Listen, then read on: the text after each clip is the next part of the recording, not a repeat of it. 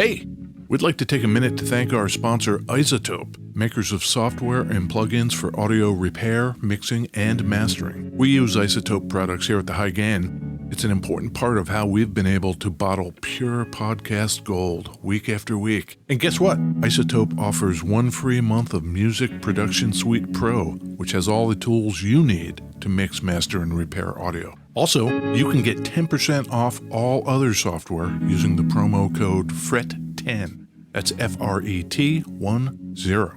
All of this is at isotope.com, IZOTOPE.com.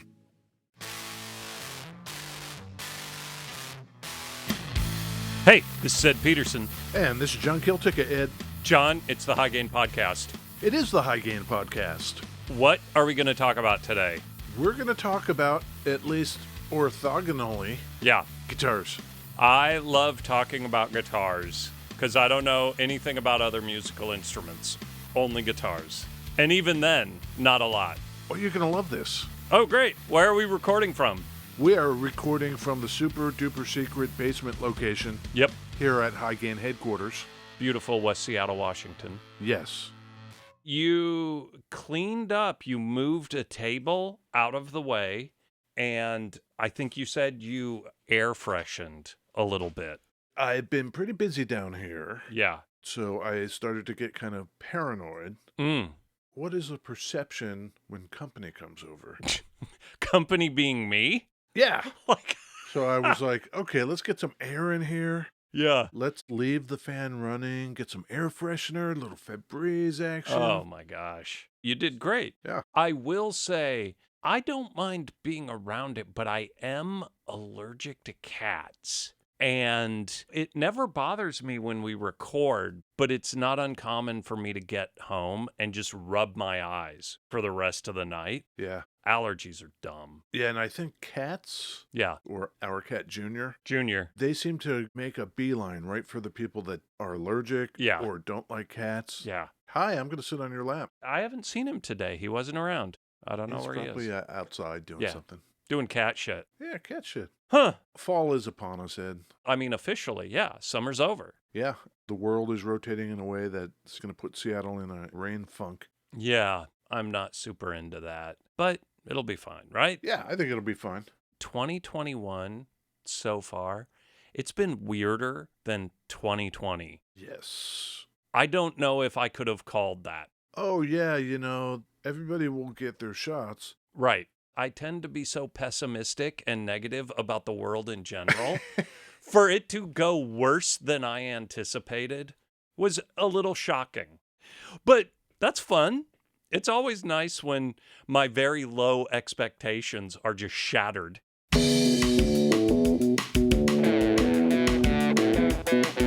The day destroys the night, night divides the day. Tried to run and tried to hide, break on through to the other side, break on through to the other side, break on through to the other side, yeah.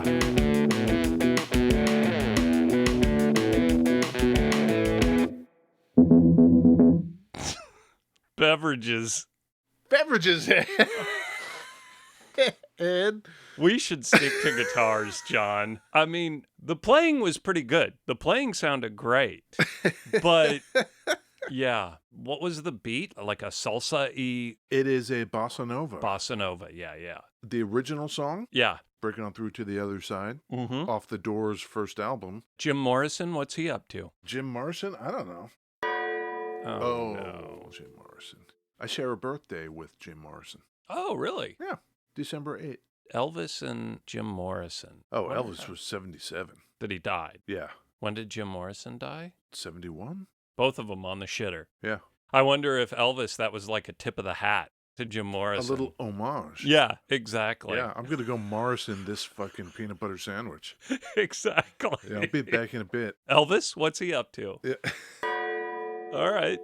Anyway, viewers, sometimes I butcher the songs, sometimes I don't. This time I did. But you won't know that because in the future times, how did what I'm going to do turn out? You nailed it. I think it was going to be great. I don't know if I'm a Doors head. Doors head? Yeah. Yeah. but they're pretty all right.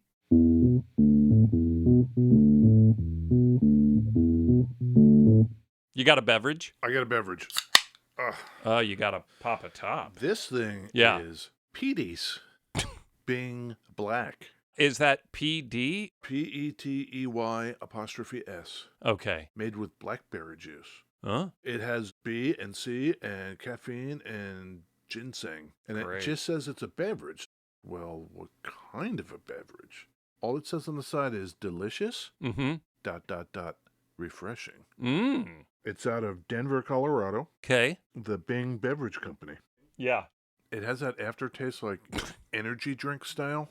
Maybe that's what this is. Taurine, guarine. Yeah. I went up to the farmer's market right before I stopped over here. Yeah. And I stopped at the Salmonberry Goods booth. Oh. They had a lot of baked goods, and they had this really cool bottle of farm-to-table kombucha, non-GMO cane sugar. Wait a minute. There's such a thing as genetically modified cane sugar? Oh, sure. Modified to do what? Grow better? Are we going to have to worry about big cane sugar now? Oh, for sure. Fuck. I imagine time travelers. You would pull a time traveler forward from 150 years ago, and they would be like, oh my God, a phone, electricity, the lights just go on. Then you'd show them a fucking banana and their mind would explode. Or an orange. They'd be like, wait, it's actually orange, like the color, and it's big. And like, how did you do that? Exactly. Yeah, so this one, I'm going to pour it into a glass. Does it have an overriding flavor? This week, they got community fruit Italian plums. Oh. So it must be just from the community farm out there where Salmonberry Goods are. It's great. Is it? It's really good. Generally, I have these things and I'm like, why do I do this to myself? Way to go, Salmonberry dudes. Yeah. You got coffee too. Oh, fuck yeah, John. I've got 2 coffees. Yeah. Sometimes I come down here and I'm working on stuff and I've got a cup of coffee. And then I have to go upstairs for something. So I look at the cup of coffee and I think, oh, there's enough left in there to drink, but not enough to hold me. I should just make another cup and bring it down. And then I'll drink all of it. That's a good idea. Ed? Yeah, that's a weird looking guitar. Yeah, what do you think of this guitar? It's got kind of a weird shape. Yeah. And I don't see any strings. It's silver sparkle. That's very cool. Yeah, it has 32 strings on it. Uh-huh. Although the strings are not strings. No. They're tines. Tines. Imagine a comb. Are those called tines? Each of the things on a comb? That sounds correct. Now imagine if each one of those tines had its own dedicated pickup. Okay, 32 pickups. Yeah, like imagine your guitar. Instead of having a pickup that all your strings go over, Right. it has a pickup for each string. Are there no guitars where there's like individual dedicated pickups? There are tail pieces that have piezo pickups on each string. Oh. Like a Parker. Can you dial in the individual pickups on that guitar? That's a Parker question. Yeah. And I forgot my toe shoes. Yeah. So this is a keyboard. This is a 1971 Fender Piano Bass. Oh. Is it a Rhodes? It is a Fender Rhodes Piano Bass. Okay. Named after Harold Rhodes. Oh, Harry. Yeah.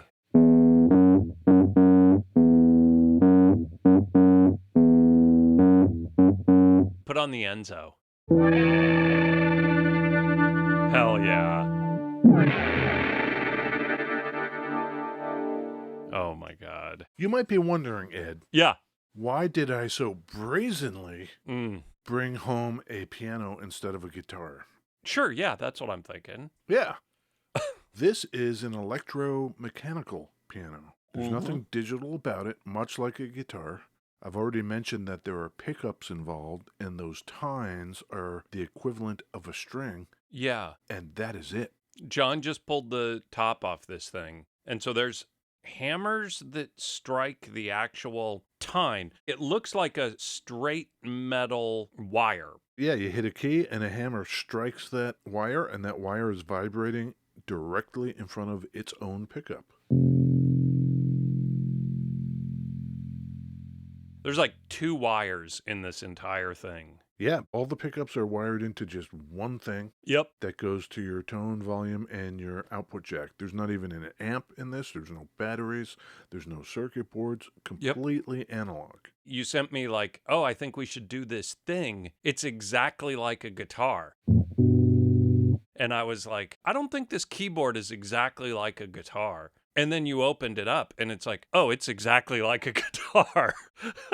There's literally a volume and a tone and a pickup jack. No power, no nothing. That's it. Wild. You had a Rhodes back in the day. You had the big boy. I had the Rhodes suitcase. It was the same deal. It was the hammers and the tines and the pickups and all of that, but it sat on top of a cabinet that had speakers and an amp built into it. You set the keyboard on top of the cabinet, plug the two together, and there you go. But it was massive and heavy. Even this thing weighs like 50 to 75 pounds. Oh, really? It's really heavy, dude. Wow. I wouldn't say it's tiny, but it's pretty small. It's pretty small, but it's pretty heavy. Yeah. Still considered portable. The doors. He used a regular full size. He did not. He used this. Really? Yeah. Ray Manzarek set one of these piano basses on top of his... People are going to contact us. Was it a Farfisa organ? Huh. Because in the beginning, the Doors didn't have a bass player. Right. So Ray Manzarek was doing it on the piano bass. I guess I just thought he played it on a full-size one and just played the bottom end. I think later, like Riders on the Storm, Yeah. he had a bigger one. Right. Okay. That's cool. So how's it start? Who is this cat? Harry Rhodes? Harry Rhodes. Yeah. Harold Burroughs Rhodes. Harry Rhodes is a wild name. Yeah. What year was he born? 1910. 1910, so he's 111 years old today. Oh, no. No. Close. Oh, We lost him in 2000. okay, so he was 90. He was 90. Yeah. Born in San Fernando, California.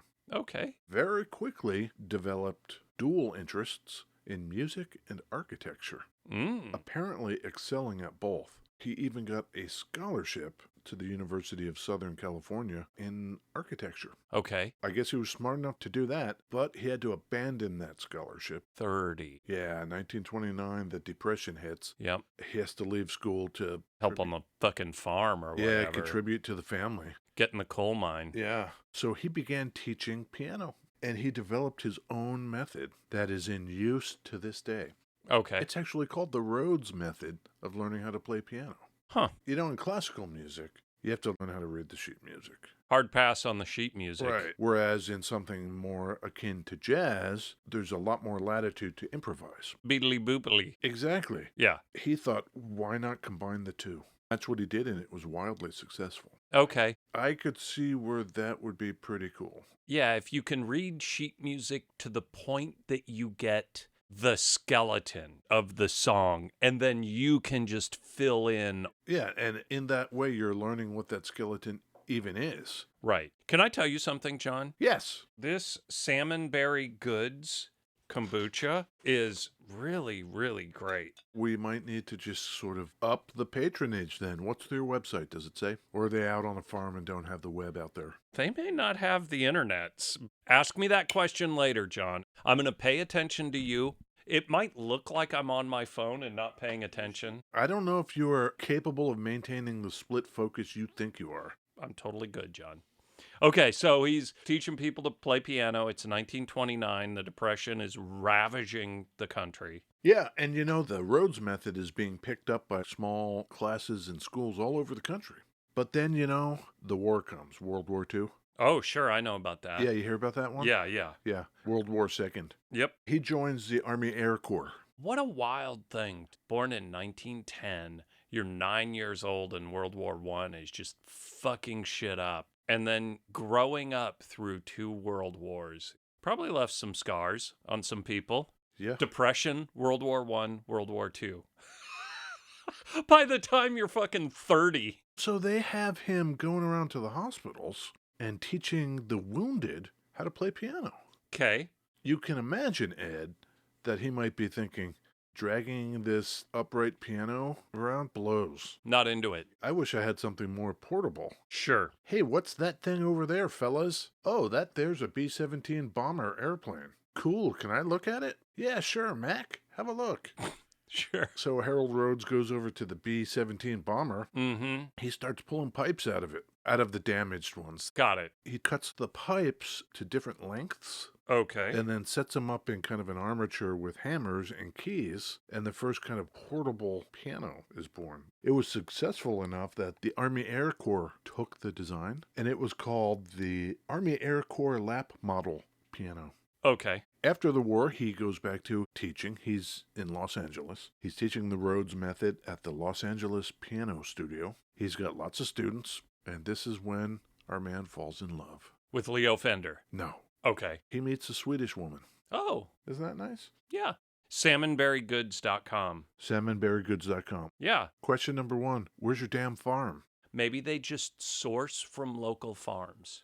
They're too busy baking and making this kick-ass kombucha, John. I just don't want to imagine them picking blackberries off the bushes at the bus stop. you know? Right. Okay, Ed. Yeah. Our man Harold Rhodes falls in love while teaching in Los Angeles. Okay. He meets a lovely Swedish girl, Okay. Margit Moore. Okay. He writes a letter to Pops. Mm-hmm. I have feelings for your daughter. Would it be okay if I were to see her? Mm-hmm. What does Pops say? This is where we throw the caveat in there of it was a different time. Must not have been too different a time. Yeah. Pops never replies. Okay. So what does Harold Rhodes do? Well, he assumes that's a green light. He drops it, and that's it. It feels like this is going to come back. Yeah? That's not the most satisfying story you've ever told on this show, John. You're getting a feel for it, aren't you? Yeah. 3 years in, and I'm starting to get how storytelling works. Well, let me know when you figure it out. Okay. Right about this time, Mm-hmm. Leo Fender comes sniffing around.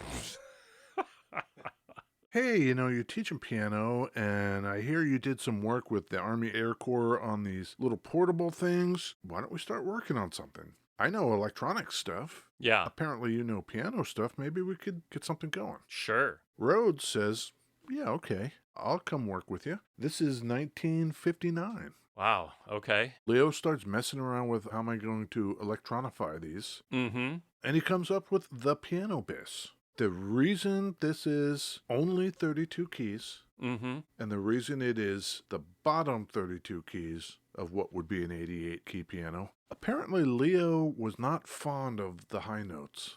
This is early Leo. Yeah. Because we have discussed how later on, towards the end, he would just make everything sharper and sharper. So everything was more and more trebly towards the end. Because he couldn't hear it. Maybe in the beginning he could and didn't like it. Weird. So that's what he made. I have no interest in those high notes. Sorry. I like that, I like that too, says Leo. says Ed. Okay, pick this out.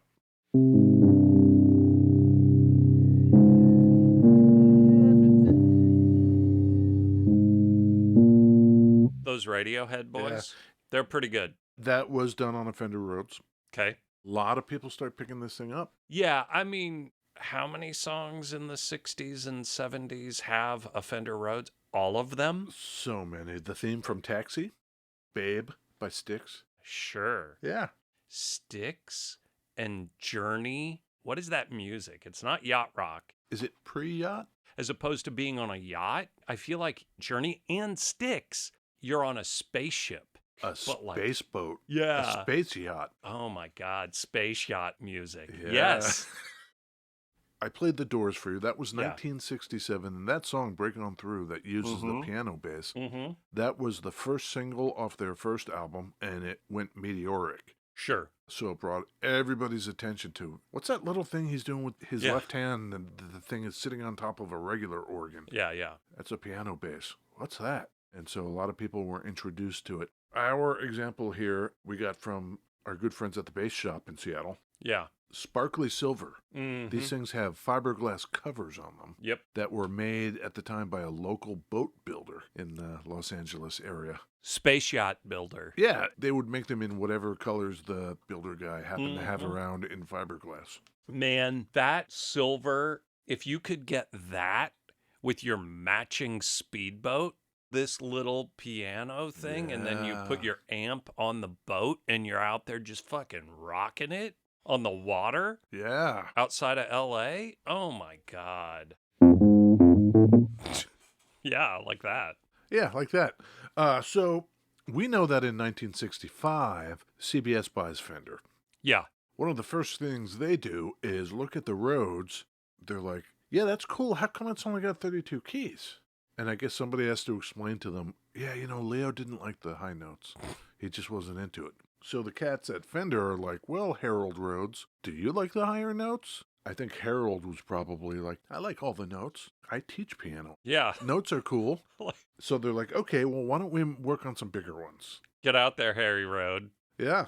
So Harold Rhodes starts working on the 73 key one. Yep. Eventually, there would, of course, be an 88 key, but the 73 key would be not as heavy. Ooh. Turn on the Dark Star and turn off the slow. Volante.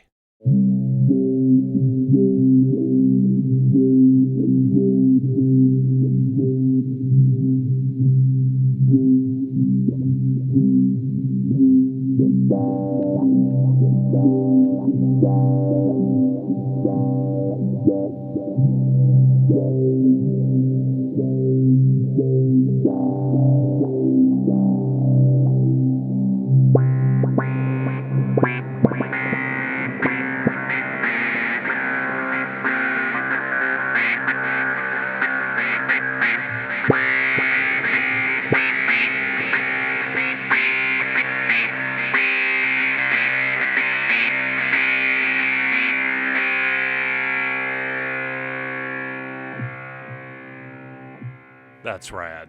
Isn't that amazing? It wouldn't be long before they're like, yeah, that's great that we have a full-size keyboard and it can sit on top of this massive cabinet that has its own built-in amp, but this thing is ginormous and weighs a ton. Yeah. Can we make it without the amp and without the speaker? Just let musicians have their own amps? Yeah. Yeah, okay, so they did what was called a stage piano. Just the keyboard. Yeah. And it had legs you screwed into the bottom of it. Love it. I want that. Still super duper heavy. But it was easier to move and you didn't have to contend with those speakers and all that crap. Yeah. In 1983, Ed, Mm-hmm. CBS sells off the whole Rhodes division. Yes, I understand.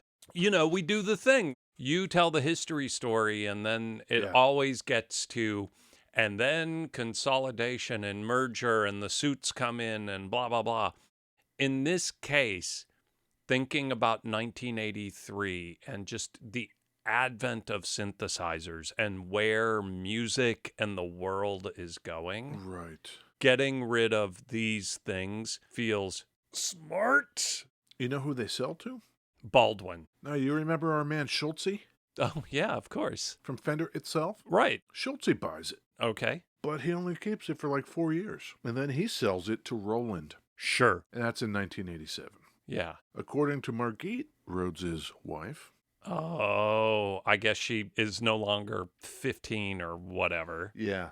In commenting on this period, Yeah. she would say that Harold Rhodes wasn't told what Roland was going to do with the Rhodes. Of course, they made digital synthesizer piano keyboards, and they put a digital Rhodes setting in them. Sure. Of course. So yeah, it became all like synthy. Of course. Harold was not into it. Also, of course. Yeah. Yeah, he disapproved. Felt like the algorithms were not faithful enough, which in 1983 is 100% valid, I imagine. I bet whatever emulation of the Rhodes sound, it was probably pretty bad. Yeah. Today, GarageBand has probably a totally serviceable Rhodes emulator. Yeah. Harry Rode would have a hard time distinguishing a real one from the GarageBand version. He might, yeah.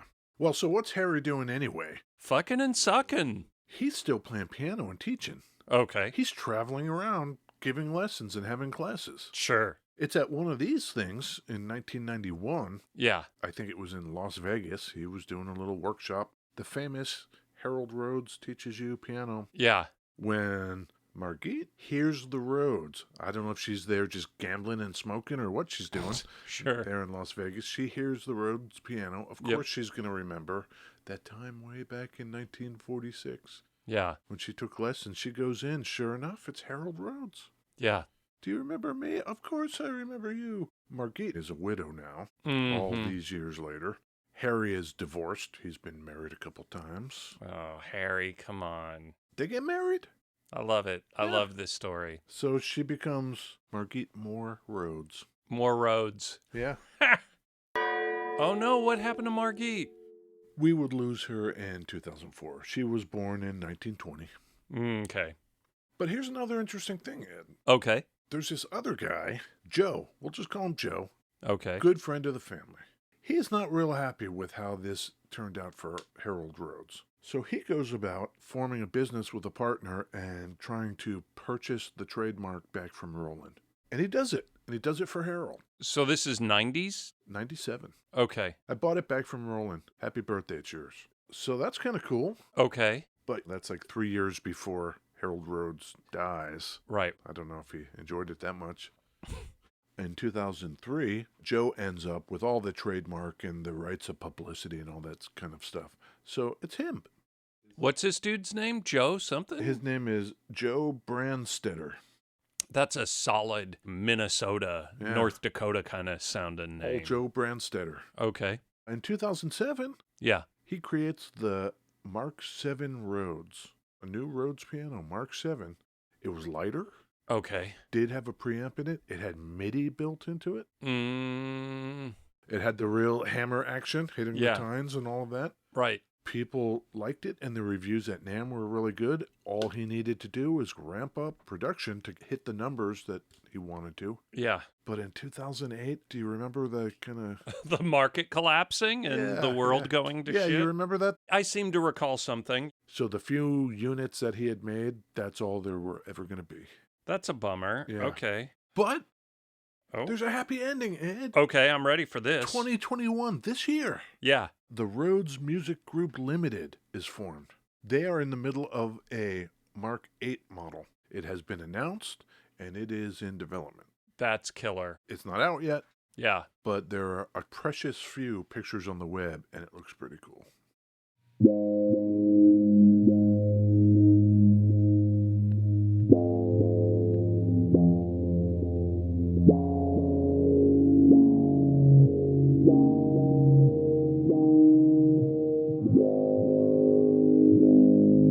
That sounds so good.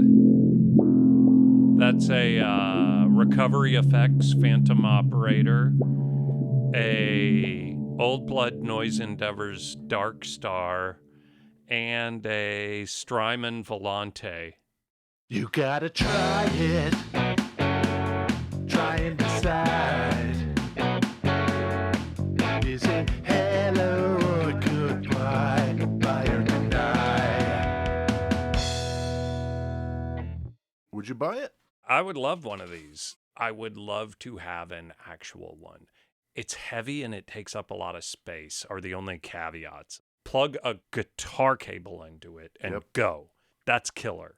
Yeah, this thing's amazing. I think I would agree with you. I think I would also buy it.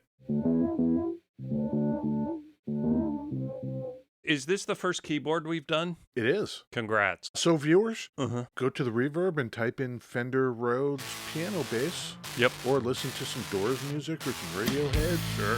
You will know the sound when you hear it. And then when you're done doing that, head on back. We'll show you some pictures. Yep. Check us out on Instagram at The High Gain or our website, Yep. thehighgain.com. Leave a review. Leave a review. We love that. We love all Yep. the reviews you left last week. Yep. Thank you very much. I think you did a great job this week. I think you did a pretty good job your own self, Ed. I had a great time. Okay, well then let's do it again. Hey, big ups to Salmonberry Goods at salmonberrygoods.com. Their Yeah. kombucha game, strong. Okay. Bye. Bye.